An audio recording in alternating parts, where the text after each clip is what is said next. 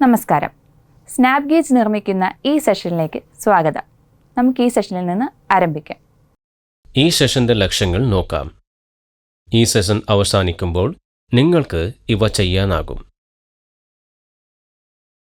Drawing അനുസരിച്ച് മൊത്തത്തിലുള്ള വലുപ്പത്തിലേക്ക് റഫ് ഫയൽ ചെയ്യൽ. ഡ്രോയിംഗ് അനുസരിച്ച് പ്രൊഫൈൽ മാർക്ക് ചെയ്യൽ. ഡ്രോയിംഗ് അനുസരിച്ച് സ്നാപ്പ് ഗേജ് പ്രൊഫൈലിൻ്റെ chain drill, chip, finish file എന്നിവ ചെയ്യൽ.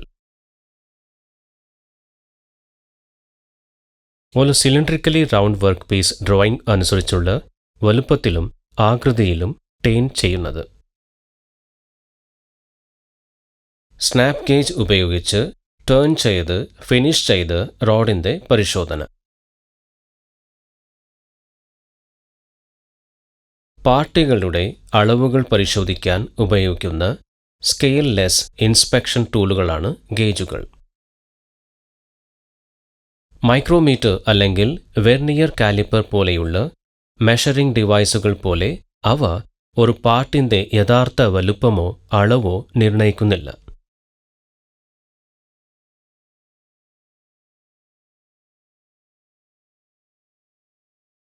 ഗേജുകളെ സ്റ്റാൻഡേർഡ് ഗേജുകൾ, ലിമിറ്റ് ഗേജുകൾ എന്നിങ്ങനെ വിശാലമായി തരംതിരിക്കാം. പരിശോധിക്കേണ്ട ഘടകത്തിൻ്റെ മേറ്റിംഗ് പാർട്ടിൻ്റെ കൃത്യമായ പകർപ്പാണ് സ്റ്റാൻഡേർഡ് ഗേജുകൾ.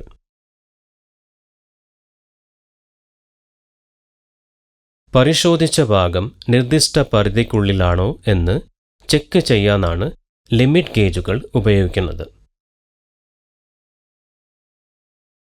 വൻതോതിലുള്ള പ്രൊഡക്ഷനിൽ കൃത്യമായ അളവുകളില്ലാതെ സ്വീകാര്യവും സ്വീകാര്യമല്ലാത്തതുമായ പ്രോഡക്റ്റുകൾ വേർതിരിക്കാൻ ലിമിറ്റ് ഗേജുകൾ ഉപയോഗിക്കുന്നു.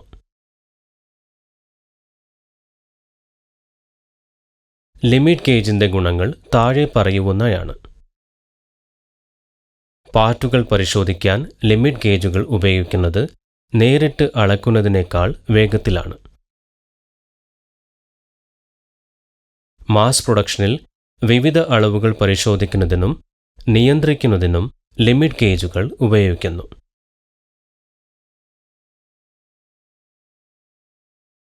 സെമി സ്കിൽ ഓപ്പറേറ്റർമാർക്ക് ലിമിറ്റ് ഗേജുകൾ എളുപ്പത്തിൽ ഉപയോഗിക്കാനാവും. നന്നായി രൂപകൽപ്പന ചെയ്ത ഒരു ലിമിറ്റ് ഗേജിന് ഒരേ സമയം ലീനിയറും ജിയോമെട്രിക്കലുമായ അളവുകൾ പരിശോധിക്കാനാവും.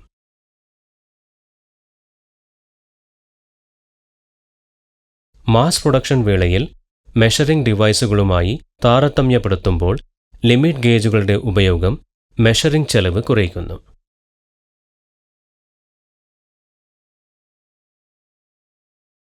ഏറ്റവും സാധാരണമായ തരം ലിമിറ്റ് ഗേജുകൾ ഇവയാണ്: plug gauges, ring gauges, snap gauges, combined gauges,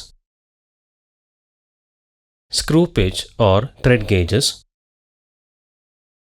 template and form gauges, taper gauges, feeler gauges, position gauges. Snap ഗേജുകൾ ഗ്യാപ്പ് ഗേജുകൾ എന്നും അറിയപ്പെടുന്നു. ഒരു പാർട്ടിൻ്റെ വ്യാസം അല്ലെങ്കിൽ കലം ചില പരിധിക്കുള്ളിൽ അളക്കാൻ ഉപയോഗിക്കുന്ന മെട്രോളജി ഉപകരണങ്ങളാണ് ഇവ.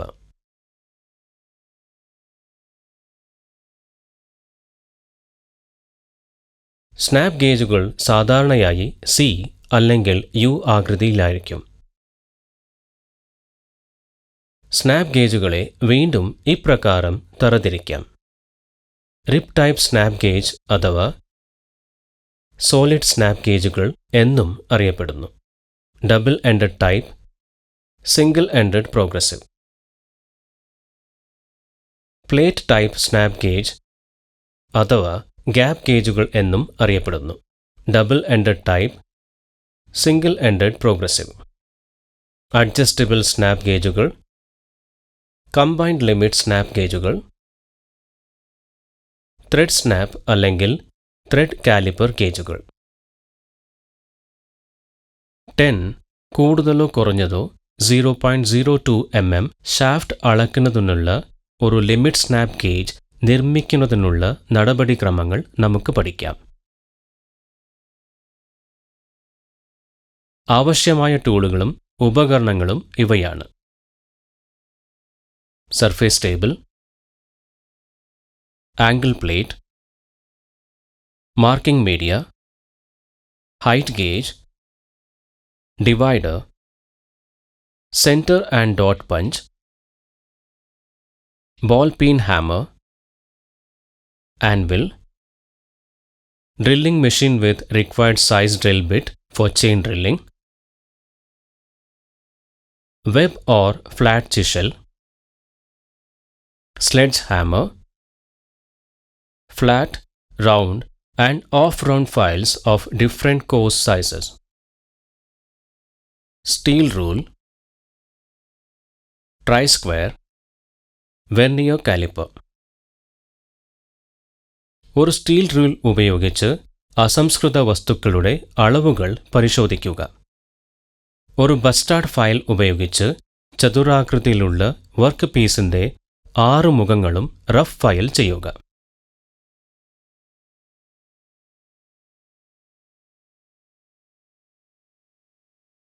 ട്രൈ സ്ക്വയർ ഉപയോഗിച്ച് ഫ്ലാറ്റ്നെസ്സും സ്ക്വയർനെസ്സും ഉറപ്പാക്കുക. കാണിച്ചിരിക്കുന്നത് പോലെ വർക്ക് പീസിന്റെ ഫേസ് എ-ൽ മാർക്കിംഗ് മീഡിയ ഒരുപോലെ അപ്ലൈ ചെയ്യുക.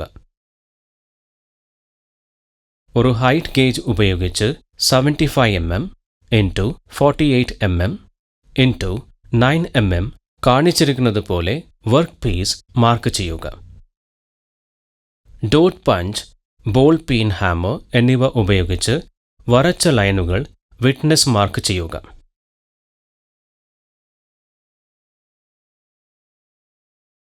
സ്മൂത്ത് ഫയൽ ഉപയോഗിച്ച് 75 mm × 48 mm × 9 mm നിലനിർത്താൻ വർക്ക് പീസ് ഫയൽ ചെയ്യുക.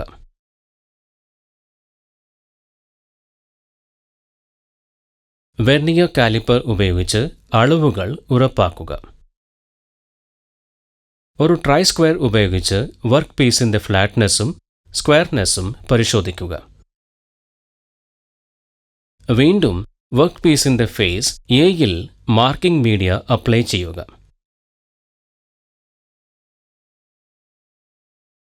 നോ ഗോ എൻഡിൽ ബി ഫേസിൽ 6 mm, 17.01 mm, 19.01 mm, 24 mm, 28.99 mm, 30.99 mm, 42 mm എന്നിവിടങ്ങളിൽ ഡ്രോയിംഗ് അനുസരിച്ച് ഹൈറ്റ് ഗേജ് ഉപയോഗിച്ച് സമാന്തര രേഖകൾ അടയാളപ്പെടുത്തുക. ഗോ എൻഡിൽ ബി ഫേസിൽ നിന്ന് 6 mm, 16.99 mm, 18.99 mm, 24 mm, 29.01 mm, 31.01 mm, 42 mm എന്നിവയിൽ ഡ്രോയിംഗ് അനുസരിച്ച് ഹൈറ്റ് ഗേജ് ഉപയോഗിച്ച് സമാന്തര രേഖകൾ അടയാളപ്പെടുത്തുക.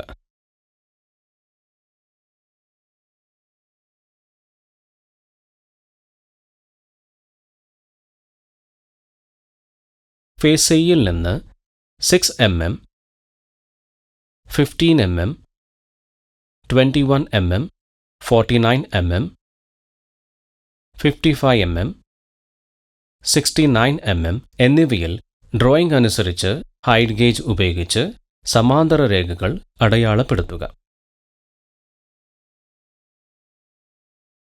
സെന്റർ പഞ്ചുകളും ബോൾ പീൻ ഹാമറും ഉപയോഗിച്ച് എല്ലാ ആർക്ക് സെന്ററുകളും വിറ്റ്നസ് മാർക്ക് ചെയ്യുക. ഒരു ഡിവൈഡർ ഉപയോഗിച്ച് ഡ്രോയിംഗ് അനുസരിച്ച് തന്നിരിക്കുന്ന സ്ഥലങ്ങളിൽ 6 mm റേഡിയസ് ആർക്കുകൾ അടയാളപ്പെടുത്തുക.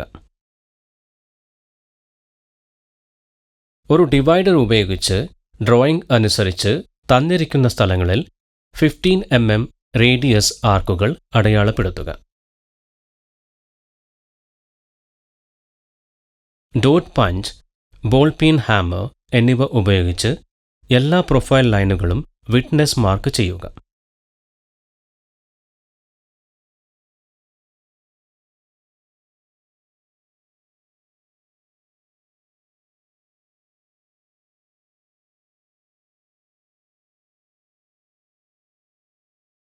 ഡ്രോയിംഗ് അനുസരിച്ച് പ്രൊഫൈൽ ചെയിൻ ഡ്രിൽ ചെയ്യുക.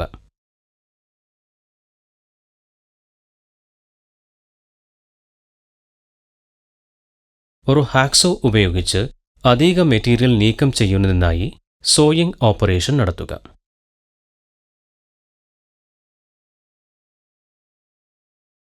ഇപ്പോൾ ചിപ്പിംഗ് വഴി അധിക മെറ്റീരിയൽ നീക്കം ചെയ്യുക. ഡ്രോയിംഗ് അനുസരിച്ച് സ്മൂത്ത് അല്ലെങ്കിൽ ഡെഡ് സ്മൂത്ത് ഫയൽ ഉപയോഗിച്ച് പ്രൊഫൈൽ ഫയൽ ചെയ്ത് ഫിനിഷ് ചെയ്യുക. ഒരു വെർനിയർ കാലിപ്പർ ഉപയോഗിച്ച് അളവുകൾ പരിശോധിക്കുക. സർഫസുകൾ ഫിനിഷ് ചെയ്യുക.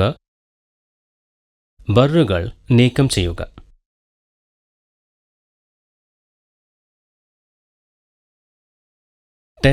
കൂടുതലോ കുറഞ്ഞതോ 0.02 mm ഷാഫ്റ്റ് നിർമ്മിക്കുന്നതിനുള്ള നടപടിക്രമം നമുക്ക് ഇപ്പോൾ പഠിക്കാം.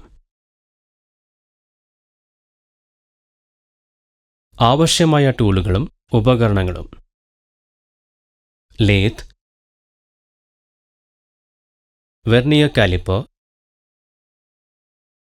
Single point cutting tool. ഒരു സ്റ്റീൽ റൂൾ ഉപയോഗിച്ച് വർക്ക് പീസിന്റെ നീളം പരിശോധിക്കുക. യൂണിവേഴ്സൽ 3-ജോ ചക്ക് ഉപയോഗിച്ച് സിലിണ്ടറിക്കൽ വർക്ക് പീസ് ഒരു സെന്റർ ലെയ്ത്തിൽ ഹോൾഡ് ചെയ്യുക.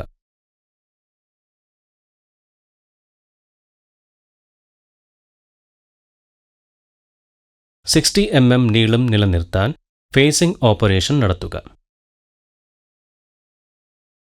10.02-നും 9.98 mm മീറ്ററിനും ഇടയിലുള്ള അളവ് നിലനിർത്തിക്കൊണ്ട് സിലിണ്ടറിക്കൽ വർക്ക് പീസ് 10 കൂടുതലോ കുറഞ്ഞതോ 0.02 mm വലുപ്പത്തിലേക്ക് ടേൺ ചെയ്യുക.